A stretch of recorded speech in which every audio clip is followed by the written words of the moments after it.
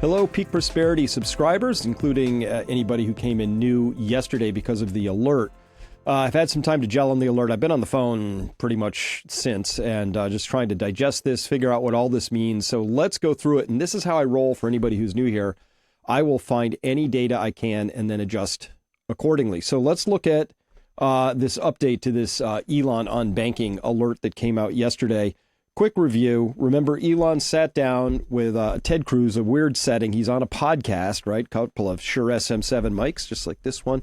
And Elon twice said there are these 14 magic money machines that just emit payments, right? He said that twice. They just emit payments. And he said it's magic because that's where money is made. Money is made in that moment. And that's normally a function that's reserved solely for the Federal Reserve. It is the only entity out there on the books that can make money out of thin air. And so, I won't play that all again.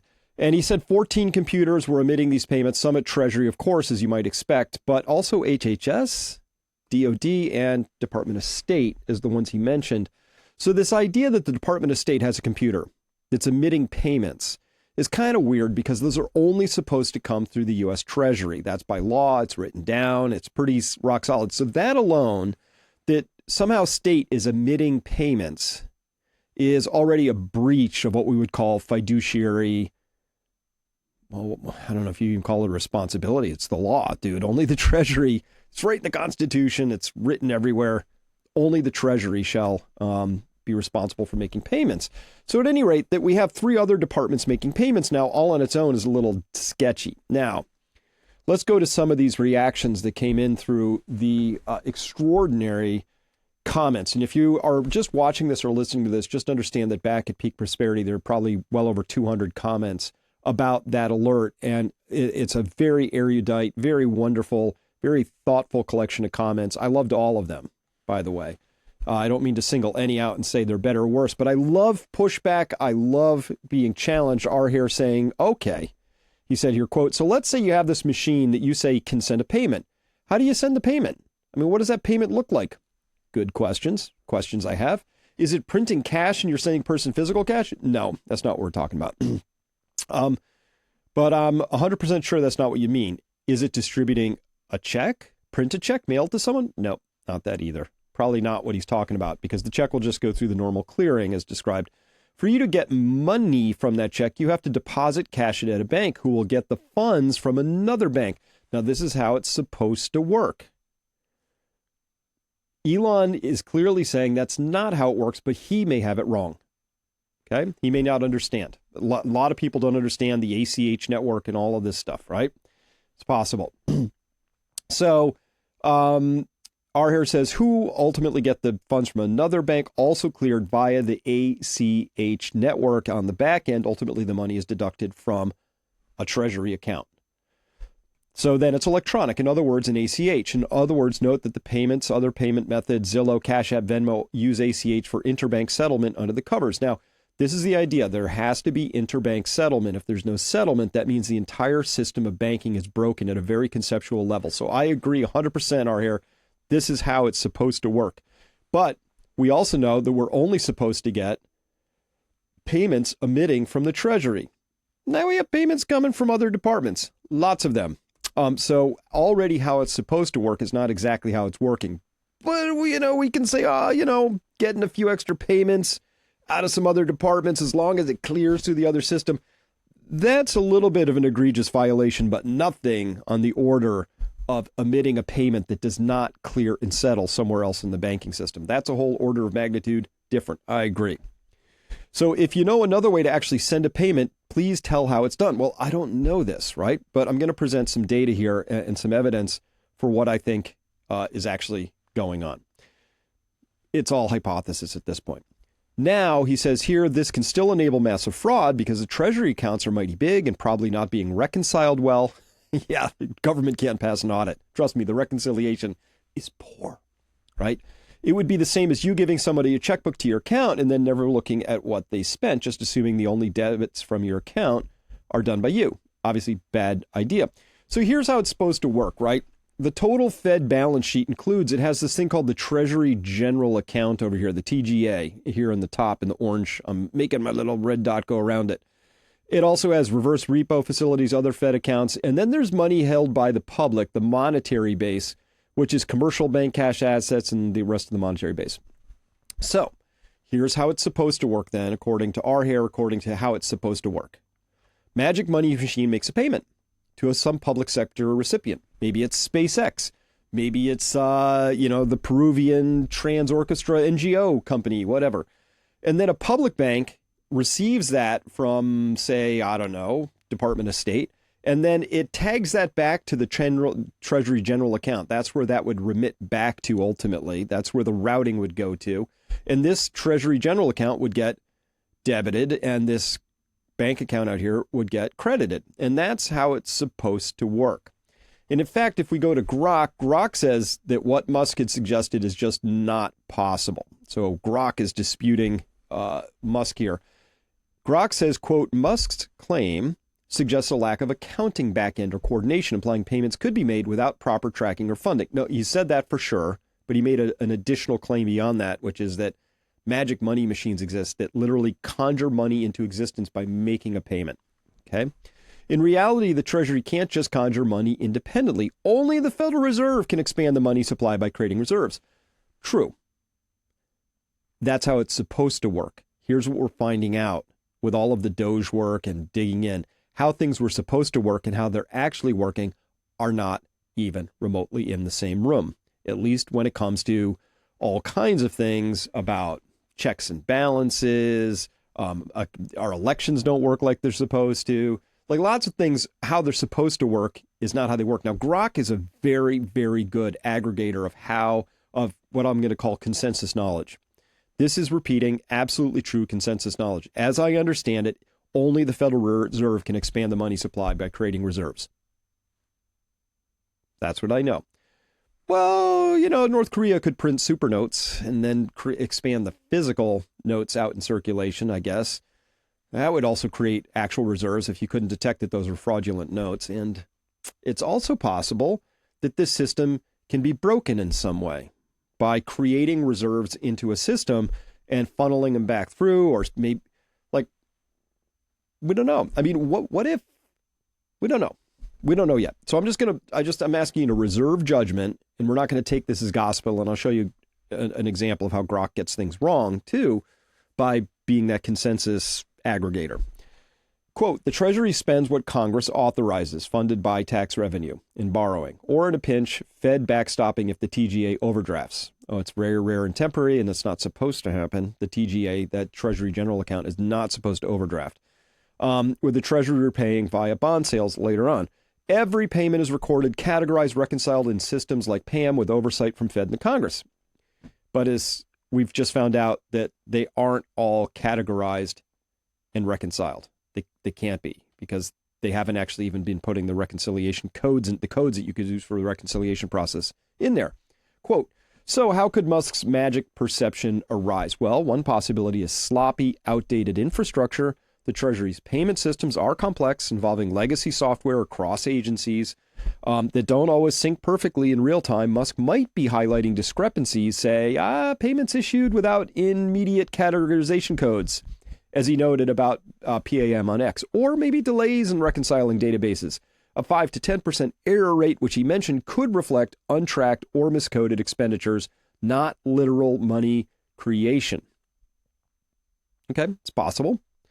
For example, if a system disperses funds before a corresponding Treasury bill is sold, it's accounted for later via borrowing, not pre-funded. A nuance that might feel like magic to an outsider expecting instant ledger balance. Possible. But if we don't have the capability of reconciling all of these things back, right? If there's if they're outmoded, they don't talk to each other, how do we know? We have to trust then that it's not through an internal reconciliation process that all these computers with their systems, HHS, DOD, state, Treasury, 14 of them, they all sort of come together and they go, this is how much we think we spent, and that matches to the penny what's in the TGA account draft outs. That's how it's supposed to work, we understand, but what if it's not? That's what we're holding open the possibility to. Now, if that happens, that is going to be one of the most explosive findings ever in all of history. Now, Pine Tree 89 wrote in that same comment thread to yesterday's piece, said, really, this whole thing comes down to one simple statement. Do you trust your government reporting? The answer is no, obviously. Do you trust that all payment systems at the government's disposal get properly accounted for? No. I think that many people try too hard to analyze the mechanics of these payment systems. I don't think it's possible because we don't have access to fully assess what's going on. And we're not given enough information to fully track and audit the money flows. For me, he says, or she, Pine Tree says, the answer is no. We cannot fully trust government data anymore. Ding. We have seen the games played with all the jobs report and their constant revision. Ding. Chris has chronicled well the disappearance of DoD funds under the new requirements that they do not have to report all their spending if there's a good reason to keep it classified. Ding! I'll talk about that in just a second. So what we are left with is breadcrumbs of information here and there. I don't think we will ever get a big aha moment until all the damage has been done. And Great Depression 2.0 is well underway, much like with COVID and the jab, end quote. Now, the Cartesian crisis, for those who are new here, refers to what Brett Weinstein calls the Cartesian crisis, meaning it's a moment when you suddenly wake up and realize you can't trust anything anymore. Like you had this whole framework of understanding how the world worked, right? If you were an economist, you might say, well, this is what the CPI has been. This is what the jobs reports have been. Here's the trade imbalances. Here's government expenditures. Here's investment. And you've analyzed all of these pieces. You think you understand them. And then you wake up one day and find out they're all bullshit. You have a Cartesian crisis because what do you trust? What is firmament? Everything you thought you knew that you'd assembled into a careful framework of understanding turns out to be junk. Okay? That's in a Cartesian crisis. When you no longer can trust anything or anybody, you're in a full-blown Cartesian crisis. Descartes had the original Cartesian crisis back in the day. All right, so here's some context or why I think all of this had to happen anyway, right? We've heard Trump come in. We've heard Scott Bessent, the new Treasury Secretary. We've heard Elon Musk all say some version of the same thing, which is, look, we were on our path to ruin. We were on our path to economic ruin. And we knew this was true because debts were accumulating at a lot faster pace than GDP. And GDP itself is artificially inflated by all the debts that got expended over there. So you look at the debts and then the GDP, and all those debts actually added to the GDP. And even with all of those debts adding to GDP, GDP wasn't keeping up with debts. It's a broken model. Obviously, it doesn't work at the household level, doesn't work at the national level, doesn't work globally. It's a broken system. And we've all been focusing on this one part we know is unsustainable. Here's a debt chart of the United States government alone, but that's just a part of the debt structure. This is $100 trillion plus of debt, of which $37 trillion belongs to the U.S. government. Now, at any rate, you can see the shape of that chart, exponential, going vertical. We're going to have to borrow more and more and more, faster and faster and faster and faster, and that's been the model. And even as that's been happening, the U.S. government deficit has been expanding faster and faster and faster. In charting terms, those circles represent lower lows. So we're going to see lower lows going through time. The U.S. government is going to have to borrow more and more and more as a percent of GDP just to keep things going, which again is the very definition of unsustainable. So all this was going to blow up someday anyway. In order to keep the lid on things, back in 2019, the government said, we're going to pass this SFAS 56, classified activities. It permits the government agencies to modify public financial statements and move expenditures from one line item to another. And it also expressly allows federal agencies to refrain from telling taxpayers if and when public financial statements have been altered. Mark Skidmore said, this is a shock. He said, from this point forward, the federal government will keep two sets of books. One modified book for the public and a true book that is hidden. Now, that was detailed in that report I put out on FASAB 56 and the Treasury deceptions. But this also allows, this same SFAS 56 allows the Director of National Intelligence to permit public companies, not just public-facing expenditure reports from the federal government, but public companies to misstate their results, their earnings and revenues, if deemed in the national interest. Like, I don't know, was it in the national interest for Facebook to, splinter the vaccine injury subgroups that were trying to prop up each other and popped up? Maybe. We don't know. But this is what's sort of possible that could get revealed and exposed. Again, we might also notice that the problems were all papered over. In the wake of 2008, we had this mess. We had 0%. Money cost nothing. Zero. That's monetary vandalism, as I've described it here, by Ben Bernanke, then Janet Yellen, and now Jerome Powell. But Jerome Powell, of course, had to undersee this part right here, which was creating a lot of mayhem all its own. This is monetary vandalism right here.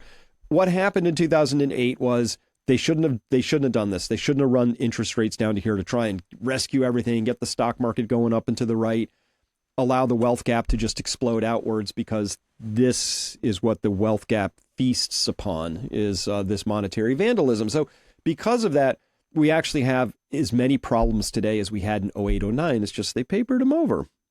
And so this is what's actually at risk when something like trust, faith in the system, faith in the dollar, which is just what got eroded for me big time with Elon's thing, but faith in the overall system, faith in the U.S. government, faith in the keeper of the Federal Reserve System, faith in the keepers of the world's reserve currency. When you erode that faith and it suddenly breaks, the chance exists for the whole system to suddenly just crumble, because it's a faith-based system. So I take this pretty seriously. I'd rather not see our faith-based system just suddenly give it all up. All right. Let's go over the evidence now that there is some sort of a massive money leak in the U.S. government. We know the official reported deficits for February of 2025 alone was $307 billion. For February, it's a short month, $307 billion. Receipts were $296 billion. Outlays were $603 billion. And you subtract those two numbers from each other and you get $307 billion. Now, the U.S. government is currently reporting at the Treasury website that for the first 5 months of fiscal year 2025, which begins on October 1st, 2024, their fiscal year runs from October 1st to September 30th. So the 2025 fiscal year for the U.S. government started October 1st, 2024. When we count forward from 2024 through to now, the U.S. government says that it has deficit spent $1.147 trillion already in the first 5 months. Now, if we annualize that out, that comes out to well over $2 trillion for the year, obviously. But the actual debt increase, when we go and look at how much new debt the U.S. government is carrying from October 1st to now, we find out the actual debt's increased by $1.63 trillion, $500 billion more than they are reporting. Well, that's weird. How do you spend $500 billion more than you're actually reporting as a deficit? This speaks to that leakage we're talking about. I don't know if it's coming in through this secret thing here. I don't know if it's just over the top. I'd have to really dive in. It would take a lot of work to figure this out. But if we took that 1.63 trillion, and we annualize that out, this year alone, the U.S. government is going to be sporting a $4 trillion deficit this fiscal year, from October 1st last year through September 30th of this year. If we annualize the actual increase in debt by 1.63 trillion. So there's obviously a money leak in here somewhere. Is this because of Elon's magic money machines and it's actually being recorded? Or is it this plus more that we don't know about because somehow these magic money machines are evading the normal banking processes? So let's look at this carefully. So over the last 2 years, looking at debt to the penny, this comes from the U.S. Treasury website, okay? We find that the debt to the penny has grown by $4.757 trillion over the past 2 years. Now, this is from today, March 13th, going back 2 years. Or what's today, March 18th, going back 2 years. So I just took today and just went back 2 years and took the number. But the total reported deficit over that same period of time was $3.9 trillion. So now we're missing $857 billion. How are we missing? That's a big leak. When the government is reporting to the world, to the public, that it had a $3.9 trillion deficit over this last 2 year time frame, but it had to borrow $4.757 trillion. Whoops, right? And of that, that's a $4.3 trillion increase in debt held by the public. So that's the Treasury auction debt. And they had to borrow $456 billion from intragovernmental holdings, which is mostly rating the Social Security Trust Fund. There's no money in the Social Security Trust Fund. Social Security has extra funds, and they kick it over to the general obligation fund, and the government spends it and then kicks back an IOU to the Social Security system. Terrible system. Terrible. If you did it as a private company with your pension system, you'd go to jail, and rightly so, obviously. But this is just to show that most of that increase in debt is because of that debt held by the public. And sharp eyes will notice that the reported deficit of $3.9 trillion is much larger than the $4.3 trillion. We're still missing $400 billion not reported spending, even if we factor out the extra $456 that was spent out of Social Security. Okay. So, but it has to show up out there somewhere. It has to show up out in the monetary aggregates, right? We should be able to track this. If there's a big fat leak in the system, if the government's just emitting more money than it should show up out there. Now, this gets harder to detangle because, well, what's money? How do we count it? Like, do we count up just things in checking accounts? What about checking and savings? Okay. How about money market funds? Well, that's like money. It pays like, but what if the money market fund is actually sitting in treasury bills? Is that still money? Like, so it gets complicated quick. At any rate, the simplest thing we can track is currency, because that's bills and coins, physical cash, bills and coins. And we see here that there's 2.351 trillion. You can see it took a big old jump here for some reason. COVID, it's like, oh, let's print. We need more cash too. So this was going up at a nice, smooth exponential rate right here. You can see it took a little jump for the great financial crisis, but nothing compared to COVID. That right there, that amount going up from, say, 1.8 to nearly 2, let's call it almost 2.4. That's as much as all the cash that was in circulation up to about here, let's say, up to about late mid-90s. All the cash ever needed in all of U.S. history up through about the late 90s had been created in just, a couple of years here because COVID. It's the crisis that keeps on giving. Okay, well, it's not bills and it's not that. Well, we only really have M1 and M2 left to work with. So M2 is our broadest monetary aggregate right now. M2, money 2. It's should include just about everything. You can see the massive increase. This was a nearly 40% increase in total money in the system in these couple of years right here. And that, of course, is why we have all the inflation. You can also see it started to increase again because they are ramping up the money creation machines right now. So there's around $21.5 trillion of M2 out there. But you know what we don't know? We don't know anymore what's in the money market funds because for whatever reason, they decided to discontinue this.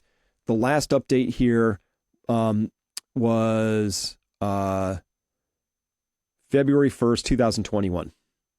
And they still say it's updated, but it's not. This only goes to 2021 and then the series ends. So we don't know. You can see that this is all the money in money market funds. And again, you know what? They tend to go up in these crises, right? There's a recession. So that was a crisis, 2001 and 2, right into that zone. And then, the great financial crisis. So yeah, I got a lot of money, money market funds came out there. And then, of course, COVID. So it seems to be that money market funds are a great way to sort of watch the slosh in the system. So the Federal Reserve is like, nah, let's stop tracking that. And then money of zero maturity, or MZM, again, last observation, January of 2021. So like, nah, we don't need money of zero maturity, which I like because money of zero maturity is money that can be quickly spent into the economy. That means zero maturity. It's not a CD that's parked out for 6 months. 6 months, you get your money back. That's a time deposit. Money of zero maturity is money that you can spend like now. And again, it took a huge vault at the beginning of COVID. Then they're like, nah, let's stop tracking that. But the one I really, really hate that we lost all the way back in 2006 is M3. Now, M3 was the broadest definition of money. And most importantly, it included money that was offshore. So we had a chance to include that so we could understand total money in the world. And that's gone. 2006, the Fed was like, yeah, we don't need that. Gone, right? And so this really started to, you can see the pattern here, though. Everything that could give you some insights into how much money is being created has been systematically sort of reduced and whittled down by the Federal Reserve and then changed the definition of the ones that remain. It's been very difficult to keep up with. Here's why M3 mattered to me so much, right? euro dollars in the gap. Offshore dollar deposits are often called euro dollars. Now, that's true if a euro dollar it's a dollar created outside of the U.S. system. A European bank decides to make a loan for a Polish mortgage in U.S. dollar terms, and they manufacture that note and the corresponding payments in dollars. Not even a U.S. bank, right? So that creates what's called a euro dollar. Those are U.S. dollars held in banks outside the U.S., whether it's in London, Hong Kong, the Bahamas, right? These were all part of the old M3 measure, discontinued in 2006, as noted, which included euro dollar deposits held by U.S. residents at foreign branches of U.S. banks and certain foreign banks. Since M3's discontinuation, M2 misses this chunk of the global dollar pool. Okay, and it could be trillions and trillions of dollars. We don't actually know because we don't count them anymore. Now, why wouldn't you count them anymore? Well, let's imagine that you had magic money machines and you're emitting these sorts of payments. Let's imagine further that, I don't know, you're paying military contractors in Ukraine and you just want to wire them some money straight up out, and you don't want that to actually go through any sort of, you don't want anybody to see that. Well, if you wire these funds over and they just somehow magically appear in an offshore account, do those, hopefully those loop back through the TGA, but what if they don't? What if the U.S. government has found a way to rig around a system like that and then institutionalized it and started putting magic servers in all the important places like state, DOD, HHS? That's the concern. Okay. So a quick Grok caution here. So I've had a number of, I use Grok a lot. No question about it. I lean heavily on it. But I do want to just note one thing that came up when somebody said, hey, here's what Grok says about Elon and about all this stuff. And it's very definitive in certain ways, but I will tell you that I know a lot about banking and all this stuff. So when I asked Grok about MZM, it said MZM isn't discontinued, because I said, why did the Fed discontinue MZM? And it told me with authority, MZM isn't discontinued in the same sense as M3, but its prominence has waned, and the Fed no longer emphasizes it as primary measure. MZM includes all money readily available for spending, such as currency, demand deposits, savings accounts, money market funds, excluding time deposits. It's still tracked and reported by the Federal Reserve Bank of St. Louis via the FRED system, which I use, and data updated as recently as early 2025. And so I was like, what? No way, because when I go to the MZM series at FRED, you see all of those highlighted in yellow: 2021, 2020, 2013, 2013, 2013, 2019, 2021, 2013. They're all discontinued. But see the red arrow? The red arrow is pointing to this, which is MZM. And sure enough, it turns out the chart was updated, even though the last observation is from January 2021. So somehow it forgot to turn that off. Some IT person forgot to disable this particular chart. So it's updating with old information. But that leads Grok to confidently say it isn't discontinued. It's still tracked and reported. In fact, it was updated as early as 2025. Recently as 2025. So caution on Grok. Okay. Now, here's evidence that I think big money is anticipating some sort of monetary event. And by monetary event, I mean, what if it turns out the reserve currency, the dollar, paper currencies, the yen, the euro, what if big money has decided, oh, this could happen? Now, here's the thing about big money. When I say big money, let's just shorthand that. That's JP Morgan and its clients. This is people who are worth billions, hundreds of millions. These are the insiders. These are the keepers of the system. These are the people who know the plumbing of the system intimately.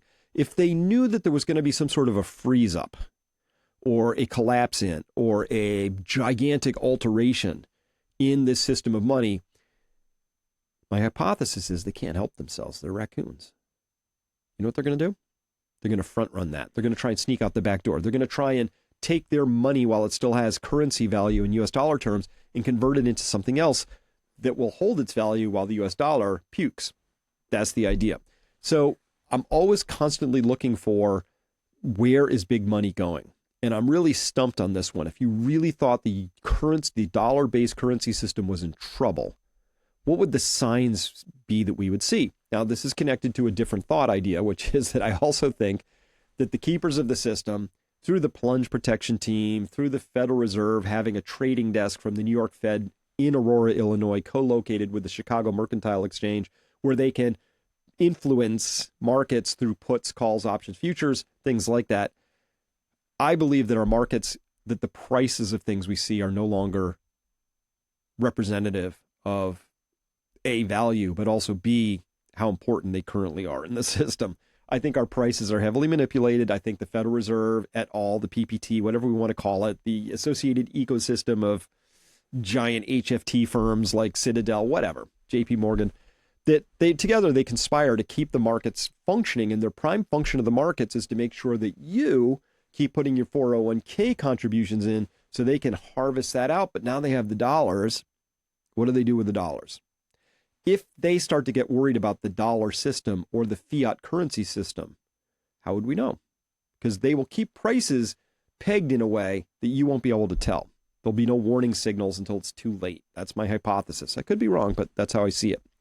So one of the things that's got me as well, we could look at gold's rather extreme move since March of 2024. I've been tracking gold a long time. Over the course of a year, it's up 50%. That's a pretty extreme move by any standard for something as large as, in the gold market's pretty big. It's a multi-trillion-dollar market. Now, it's still chump change compared to the overall larger sphere of dollar-based financial assets, but that's pretty significant. And this is kind of what I would expect it to look like if big money was quietly sneaking out the side door. That's what it would look like. But there's not enough. There's not enough in this market for big money to really hide. So I don't think this is sufficient. And by the way, to all the Canadians out there who are really angry at Elon for exposing all this fraud and corruption and waste and crap, you might want to note here that as Tin here, Reset Time 2030 said, for us Canadians, watching our incompetent governments destroy our currency the past 20 years in one image. Look at that. Gold went from 500 Canadian dollars to 4,365 Canadian dollars. From 510 to 4,306, okay, in just 20 years. Like, this is a massive decline in your currency. A 20-year, this qualifies as a hyperinflationary event, really, honestly. It's getting there. And especially this last little run starting here in 2023 when it really started to take off, and also the Canadian dollar started to fall again compared to the dollar, which the gold and dollar is kind of linked. At any rate, that's extraordinary. This is what Canadians ought to be pissed off about right here, is that their country's it's a rich country. Very few people, tons of resources, energy, uranium, copper, you name it, all kinds of resources. It ought to be a very prosperous country and has been run by vandals. And so that's what you really ought to be pissed off about up there, Canada. This. And Elon did not do this chart to Canada. It happened all by Canada's own hand. But that dollar chart is mirrored in many respects by copper. Copper here over $5 a pound, poking in on its old high back in, that was its former high of all time in May of 2024. So copper. So gold, copper, but not oil. Oil's down over the past year. Oil would be consistent with a growing economy, but so is copper. Why would people want shiny rocks like copper and gold and also silver, but not oil? How do we account for that? Well, if you're expecting a monetary accident that's going to lead to a decline in the overall economy, oil might get hit, I guess. But copper would be a store of wealth that would exist outside and doesn't rust. Very low storage costs. This stuff's harder to store. Gold, very low storage costs relative. Metals that don't oxidize or rust, you can just put them in a warehouse, good to go. So that would be a way for big money to start to protect itself a little bit, would be in shiny rocks and metals, things like that, right? So if it's not the price, what do we track then? We got to track the movement of things, because it could be that the price is sort of rigged and held stable by the powers that be. But if they're accumulating this stuff, we're going to see the movement of this stuff. Now, I'm in communication with a lot of people to try and figure out where we should be looking. Because if you knew where to look on September 10th, 2001, the day before September 11th, 2001, if you knew where to look, and I wasn't smart enough to know this at that time, I wasn't tapped in enough, I hadn't even been red-pilled yet. But if I had been, and I'd been really watching, and I'd had some way of noticing that the put options on United Airlines and American Airlines suddenly went through the roof, I would have known something was up. Now, by 2008, I was smart enough. I had all my warning systems out there and I was watching like a hawk, mortgage insurers, home builders, and things like that so that I could get an early read when the home building collapse was going to, the real estate collapse was going to finally ripple into the broader markets. I had a 2-week head start because I got to see the erosion in those prices. So now I'm wondering, okay, if you were really worried about like the dollar and we're really worried about big things and big money's moving and the whole system's about to be revealed as fraudulent, where do you look? So I'm not going to look at the price as much. I'll use it as an indicator, but I'm more interested in the flows of things. Now, on this front, the Chicago Mercantile Exchange, the CME, came out with their silver stocks vault reports for last Friday. The Monday to Friday total movement of silver booked into the COMEX vaults was an astonishing 18.26 million ounces, about 568 metric tons. Okay. Two things, Craig Hemke, who runs the TF Metals report, noting here. Two things. One, from where is this silver coming?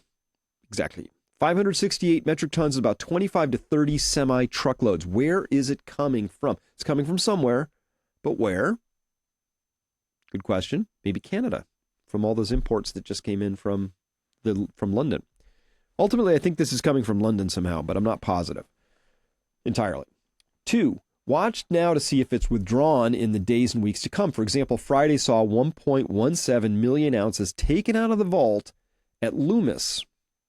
In fact, when we look at silver deliveries, this is the movement of it, not the price as much. The price is constructive and helpful at 34.50-ish today. But we see here that little over 2,200 tons left in terms of COMEX delivery notices for silver left in March of 2025. That's what this red line is. The highest ever left in March of 2025, and a month certainly ain't over. And it's just like hemorrhaging out. 2,200 tons is a lot. So all I can tell you is based on that movement, somebody big and somebody really big, because you and I can't make this kind of movement happen. And we couldn't cause London to cough up its metals. Nope. This takes big power, right? Governmental level power, JP Morgan style power, it takes that level. My translation is that somebody really big wants the shiny rocks. They don't want currency units represented as ones and zeros on a hard disk bank server somewhere saying they have currency. That's it. That's all I can tell you. Somebody big wants the shiny rocks. So follow along is my thesis on this. Through January of 2025, same story for gold. You can see here, starting in 2020, there's been huge withdrawals of gold happening. But man, this early January withdrawal here is just massive. This would be, what had been sort of normal amounts back here through 2011 through 20. But of late, a lot of gold has been hemorrhaging out of these vaults. Now, some of that, unfortunately, hemorrhaged those vaults and went to China. Some of that has gone into big accounts for big, well-heeled people. And we can see here that the delivered contracts for 2025 is running way out of the band for normal years. These are all these other years back here, right? 2021, 22, 23, 2020, and 24, all that. This is astonishing already. So gold is leaving too. Again, it's the movements. The price is constructive. The price of gold tells us something's up, but the movements are without historical parallel. Now, is that the kind of stuff we would see if somebody knew something big was coming, like something? And one of the things I think is actually coming here, and the reason we have to watch all this, is that we've actually set the table for a similar but larger crisis than 2008-9. Why? Because of all that monetary vandalism. Why? I don't know why we did it, but we in the United States chose not to fix the structural problems that existed. 2008-9, we should have lost Citibank, probably should have lost Goldman Sachs, probably should have lost JP Morgan, definitely should have lost General Motors. You know what? Would have been tough. A lot of people out of work. CNN would not have been there with tearful, like, oh my gosh, what am I going to do now? Because I just lost my job and my kids are in school. Stories, they wouldn't have done that. But we would have had that brush fire, bad as it might have been, and we would have set the table for renewed growth. We didn't. Papered over all of it. Papered over every bit of it. And now, here we are. So then we hear things like this. A number of you posted this, but you may want to watch this. Tiffany Cianci is pointing out that when you look at what's going on with private equity, they're just doing what they did before. Leverage buyouts, finding slow growing, cash positive companies, acquiring them, levering up, like putting lots of debt on top of them. Now they call it back end floating rate debt. Fancy name for light the fuse and the bomb blows up later after we've walked off with our piles of cash. But she said it's about $3 trillion of stuff. And a lot of that's been just sort of parked out. It's $3 trillion of losses just waiting to happen because we didn't learn our lesson. We allowed financial engineers to come in and rig systems and rig them in ways that they're designed to blow. You have to be a complete moron not to look at how these deals have been put together and not realize the entire point of the deal is to take all the cash out of this once viable company and run away before it implodes and leaving somebody else to hold the bag. Oldest story in the financial book, to be honest. And remember, we had a chance to do things right, but instead of increasing bank reserve requirements, the Federal Reserve, in its infinite wisdom on March 26, 2020, removed all bank reserves down to the princely sum of 0. So there's now 0 reserves. And why did they say that? They said, well, as announced on March 15, 2020, the board reduced reserve requirements ratios to 0%. Effective March 26, 2020, in light of the shift to an ample reserves regime, meaning we're just printing money like crazy. It's a regime. All these banks have ample reserves. By the way, those just ran out the other day. So now we're in a no ample reserve. Now we're in a no reserve system with no ample reserves. Okay. Quote, this action eliminates the need for thousands of depository institutions to maintain balances and accounts at the Federal Reserve banks to satisfy reserve requirements, thereby freeing up liquidity in the banking system to support lending to households and businesses. Where have you heard this before? Anyway, this is going to, spoiler alert, this is going to blow up on us too at some point. And I would also remind people, if you have not watched Rules for Rulers, if you're new here and haven't seen it, or you haven't watched it in a year or more, rewatch it. There's the link down there. Just go to YouTube if you don't want to type that link out and search for the Rules for Rulers.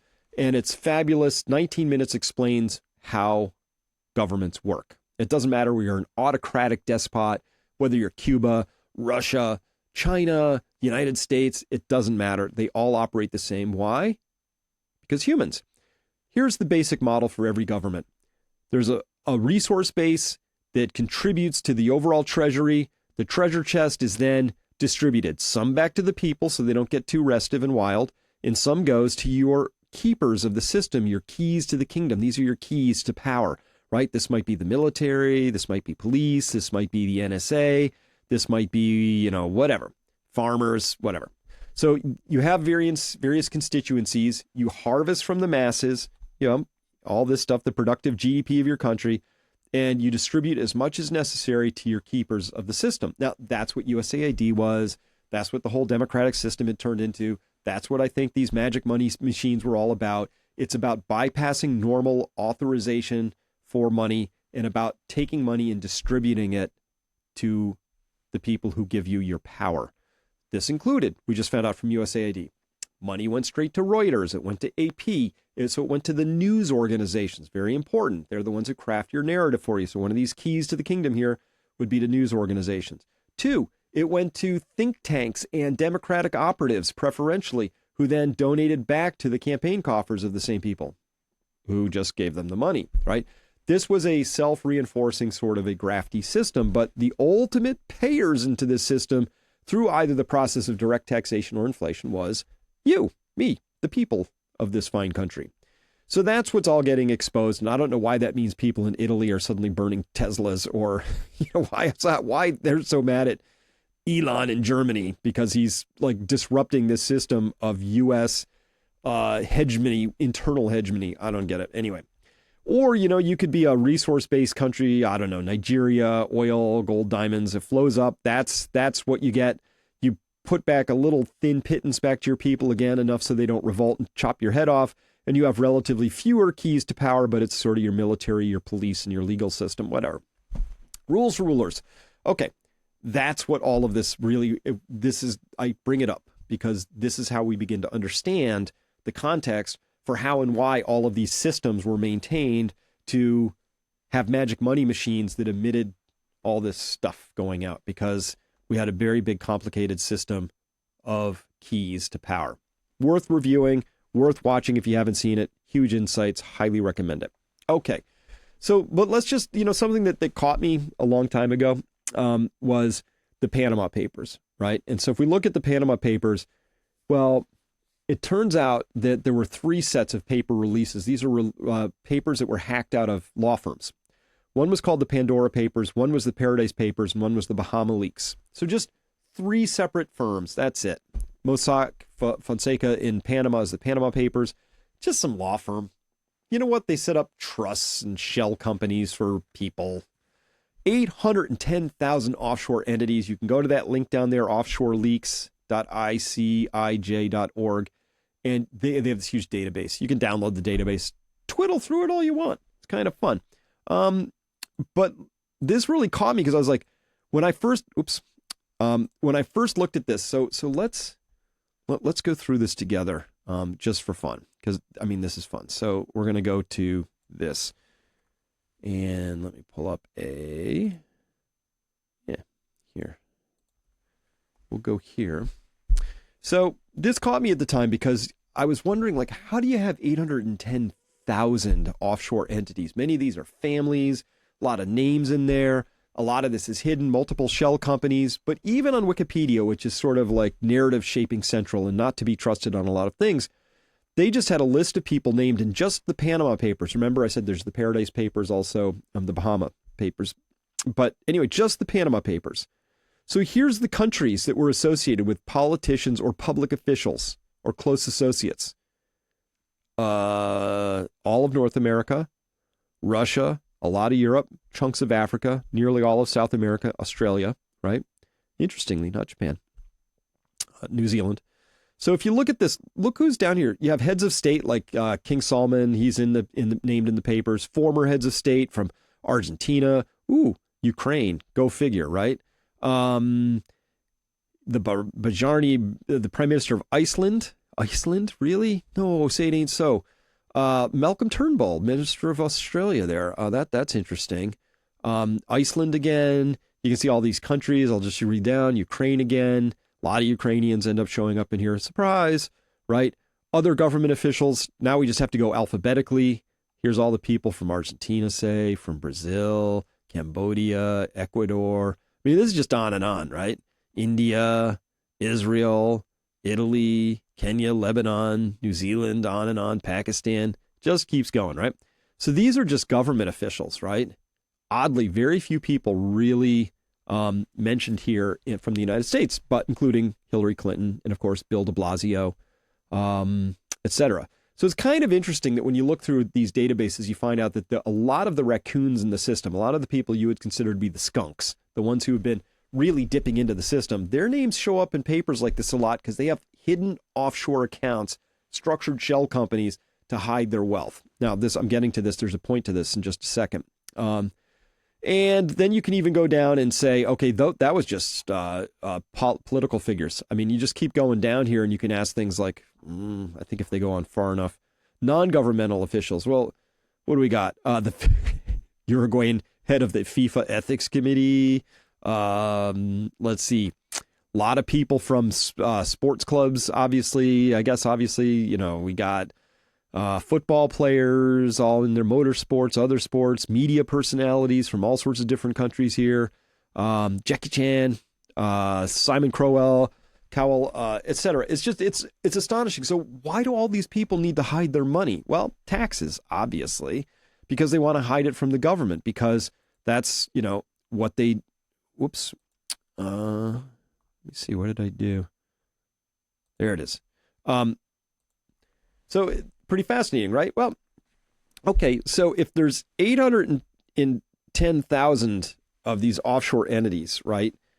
And we got, that's just one of them. So this is in the Panama Papers. You can see some power players in there, right? You got Ricardo Francolini, who headed up the Panamania state-owned bank, the state bank, the prime minister of Iceland, etc. These are all people who have wealth that came through some mechanism that they want to hide now and have it out of the reach of their respective governments. They need it held offshore. So there's all these offshore accounts out there. And that's what you go to somebody like Panama, like Mossack Fonseca, and you say, hey, can you set up these things for me? It's legal work. They set up the trusts. They set up the LLCs. They set up the offshore entities. They shell company these things. Sometimes you can't even figure out who owns who and what because it's all multiply threaded, But at any rate, you go through this and you find out, wow, there's a lot of people out there who have a lot of money to hide. Queen of England's on these lists. Here in these the Pandora Papers, we see people like this here. You can read those. But you know who else shows up in the Pandora Papers when I searched? Sure enough, there's Zelensky. This is back. So the Pandora Papers came out, when was it, like 4 or 5 years ago? He was already siphoning enough. This is pre-war. He already had enough as allegedly a third-rate comedian from Ukraine. He had enough somehow that he needed offshore accounts and shell companies things. Normally, you need you need a lot of millions for this to be worthwhile to do. And then you go to the Paradise Papers, and what do you see? Former Secretary of Commerce Penny Pritzker, the Pritzker family. Oh, they just show up everywhere. Such delightful people. But it's fun. You sort of can dig through all of those things. Here's the point. If the United States government, remember I said M3 no longer includes this offshore money? The question is, how much offshore money is there? How much money has the U.S. government been emitting through an HHS server, through a DOD server, that has ended up in the pockets of foreign mercenaries? It's ended up in, we just found out that there were all these Medicare payments that went outside the United States of America, and those were emitted probably from the HHS payment server, headed to where? Nigeria, who knows? Then it ends up in some person's account, right? Somebody with a name, and they want to hide it, and then they end up in one of these again, the Panama Papers, Paradise Papers, and the Bermuda Papers. Those were just 3 out of many, many law firms. And we found 810,000 accounts that needed hiding out there. Hypothesis. There is a lot of U.S. cash that's been hidden and secreted and it's offshore. Second hypothesis, corollary to it, is what happens if or when those people suddenly wake up one day and say, I don't want these dollars anymore. Well, I don't want these. That whole system's corrupt. It's about to go tits up. What do I do? What would you do if you had $100 million? You're Zelensky. You have $100 million US dollars hidden in various offshore servers, not showing up in any sort of monetary aggregates. And you suddenly decide you don't want those 100 million. You want something else. You probably aren't going to be swapping that into euros. You're probably not going into another currency. Are you going into diamonds? Gold? What's fungible and quick? What would you actually go into? That's what we need to be checking and tracking. If I'm right, this whole thing is getting rigged for a phase change, whether that's intentional or unintentional, whether it was going to happen anyway and they're just pulling the pin on that particular grenade, or whether this is a psyop that's meant to blow it up and then herd us all into digital currencies as the savior. I don't know what the actual motive here is, but I can tell you that it was already a math problem. This was already going to blow up anyway. Just how it was. We were on an unsustainable system. So that's the data I have. Thanks for listening, and let's keep the conversation going. This is really, really important. If you want to be safe and secure and have a future that is hopefully not completely immiserated by the powers that be because they've done stupid things to your money system out of the usual self-interested, short-sighted, I'm a human kind of reasons, then we have to figure this out together. So if you have any ideas for how we track the movement of big money, let me know, and we'll see if we can build those systems and put it into a dashboard here, because that's what I need. So we'll get it going. Until then, thanks everyone. Bye for now.